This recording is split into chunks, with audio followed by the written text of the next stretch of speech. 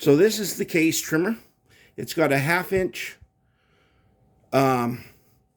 carbide cutter in there, flat end mill cutter, and it's got a bushing and a bearing. The bearing is so that the entire unit can turn, and when you go and put your case in there, it doesn't. So it just, you can see the mill in there, it just trims it off, and it comes down, and these are set to SAMI spec dimensions.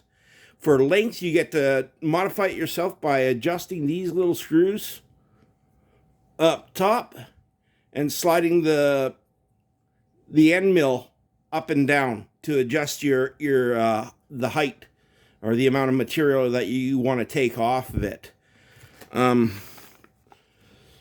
Each one is its own specialty, like, so you can see the various calibers that I got,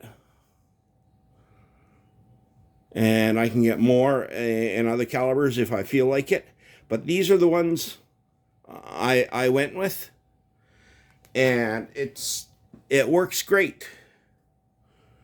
Oh, new stuff. I went and found a place that has $48.95, and I got a pound of CFE 223 to replace the one that I used to work up for a rifle that I got.